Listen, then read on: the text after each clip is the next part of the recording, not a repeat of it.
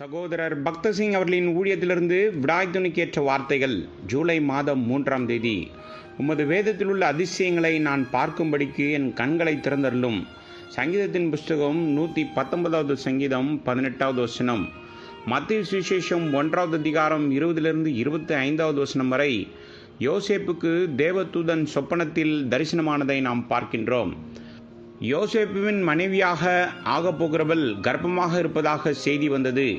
அவன் ஆச்சரியப்படத் தொடங்கினான். மேலும் அவளை ரகசியமாய் தள்ளிவிட யோசனையாயிருந்தான். வசனம் 19. அவன் நினைத்தது போல் எந்த மனிதனும் நினைத்திருப்பான். ஏனென்றால் உலக வரலாற்றில் ஒரு கன்னிப்பெண் கர்ப்பம் தரித்திருப்பதை அவன் கேள்விப்பட்டதில்லை. யோசேப்பு மிகவும் துக்கமடைந்தான். எனவே இது எப்படி நடந்தது என்பதை அவனுக்கு தெரியப்படுத்த தேவன் ஒரு தூதனை அனுப்பினார். உன் மனைவியாகிய மரியாளை சேர்த்துக்கொள்ள ஐயப்படாதே. அவளிடத்தில் உற்பத்தியாயிருக்கிறது பரிசுத்த ஆவியினால் உண்டானது. இதை யோசேப்பை நம்ப வைப்பதில் எந்த மனிதனும் வெற்றி பெற்றிருக்க மாட்டார்கள். அதே போல ரட்சிப்பின் செய்தியை எந்த மனிதனாலும் புரிந்து கொள்ள முடியாது. மனிதன் விளக்க முயற்சி செய்யலாம், ஆனால் ஒருவராலும் புரிந்து கொள்ள முடியாது.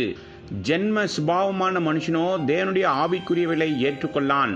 அவைகள் ஆவிக்கேற்ற பிரகாரமாய் ஆராய்ந்து நிதானிக்கப்படுகிறானதால் அவைகளை அறியவும் மாட்டான். 1 கொரிந்தியர் புஸ்தகம் 2வது அதிகாரம் 14வது வசனம். மனிதன் தன் இயற்கை ஞானத்தால் தேவனுடைய காரியங்களை புரிந்து கொள்ளவோ ஒப்பிடவோ முடியாது. ஒருவர் எவ்வளவு அறிவாளியாக இருந்தாலும் பரவாயில்லை, ஆவிக்குரிய காரியங்களை எவராலும் எளிதில் புரிந்து கொள்ள முடியாது. ரோமருக்கு நிருபம் 8வது அதிகாரம் 5லிருந்து 7வது வசனம் வரை சாதாரண மனித மனம் ரட்சிப்பை பற்றிய தெய்வீக உண்மையை புரிந்து கொள்ளவோ அல்லது பற்றி கொள்ளவோ முடியாது. வேத வசனங்களை புரிந்து கொள்ளதான் நாம் மீண்டும் மீண்டுமாக ஜெபித்து பரிசுத்த ஆவியின் அபிஷேகத்தை பெற வேண்டும்.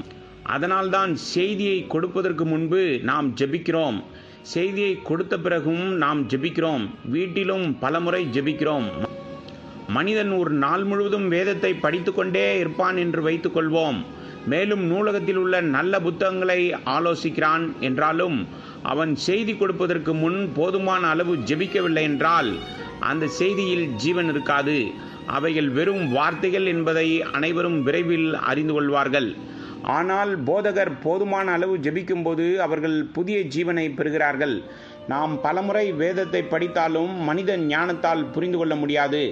ஒவ்வொரு நாளும் நாம் தேவனுடைய வார்த்தையை வாசிக்கும் ஒவ்வொரு முறையும் நமக்கு அபிஷேகம் தேவை.